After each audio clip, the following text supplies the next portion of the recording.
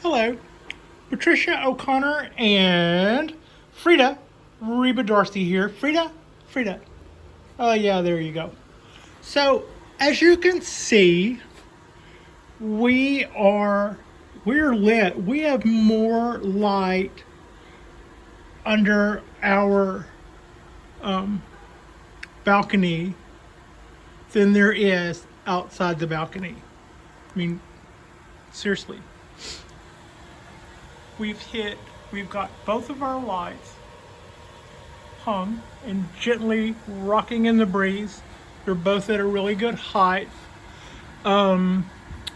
These guys are Volt Grow 650 watt LEDs. They utilize Samsung, which was the word I couldn't remember earlier, and Osram LEDs. So they put out a nice spectrum, and I think that we have satisfied our lighting requirements for bonsai trees. I think that this is going to give us enough light to work with. I'm feeling really good about it. This was a hard install, y'all. The units were a little heavier a piece than I thought they would be. Also, not easy doing this by myself, standing on a chair instead of a ladder because I'm kind of half-assed like that. But I needed to bring the trees in while I did it because I am very clumsy. I always overreach, and I tend to be clumsy, and I don't want to break anything in the way of a limb or a tree. I did some of that yesterday already, so I took most of my trees down off the rail for a couple of hours, and I took the light that was hanging over these guys and I slid it that way, and then I hung the other one over here and then slid it that way underneath those guys. So now we've got that as our spread. Those lights, as fixtures go, are 4 feet by 4 feet, and we are lighting spaces that we're not even using now. All of that down there, I believe, is usable space. I'm already starting to think this rail might just have to come around to here. What do you think, Frida? Maybe? That'd probably be the easiest thing we've done so far. So yeah, both of these lights are still plugged in to my must be a 2K dimmer. I took the not a dimmer, a timer. I took the timer and I plugged it into the outlet, and then I plugged the extension cord into the timer, and then I ran the extension cord up the support clothes hanger thing I've got to hold these lights on, and then from there the tails to both lights were long enough to reach. I've still got some neatening up to do. It doesn't look like someone who was ever a professional in the lighting business did that, but like I said, I was doing all this by myself. I will when I get some blood back in my arms later, I'll neaten that up a little. But they're hung, and that's where they're going to be. That's where they're going to set. They're at a really good working height now, and all of the trees are nicely lit on both sides, and I'm just really thrilled with this. I don't think that this would have been possible several years ago. When they first came out with LEDs, they made some really unattractive colors, and what I call throw was like you could stick a meter in the light and show somebody that it had a spectrum that that they're supposed to be impressed with, but if you move the meter away, it drops off so fast, because that's in the past the problem. They didn't have any actual throw. That is also the same problems that fluorescents had.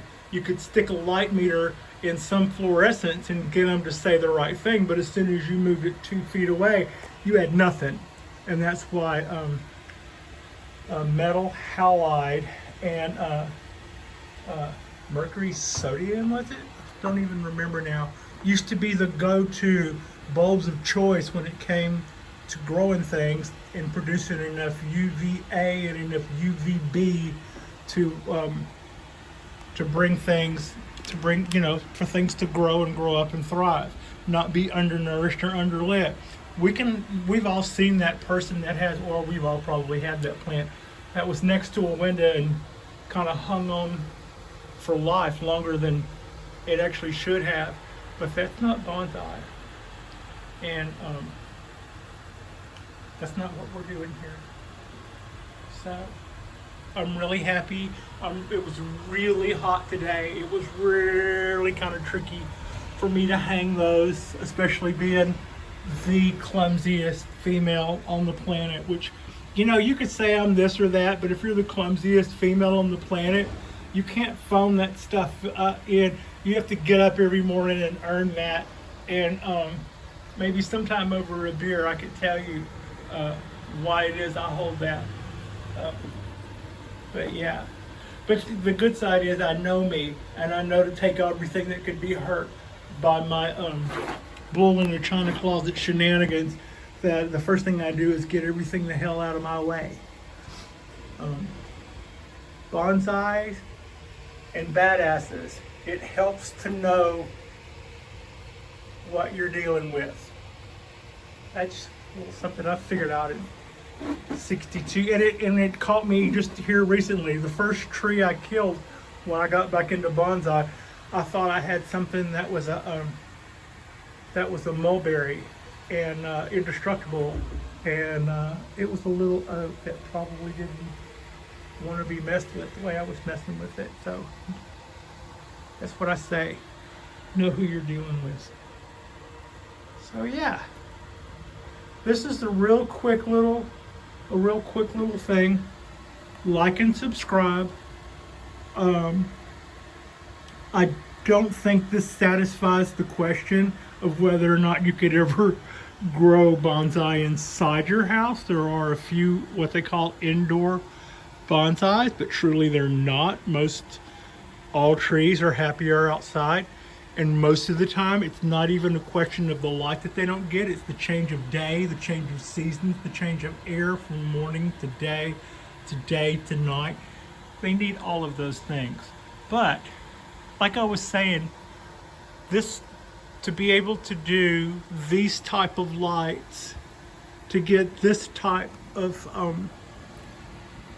output for no more electricity, we're just using 1500 watts, which is that's not, add a 1500 watt light bulb to your house and see if your bill doesn't go up.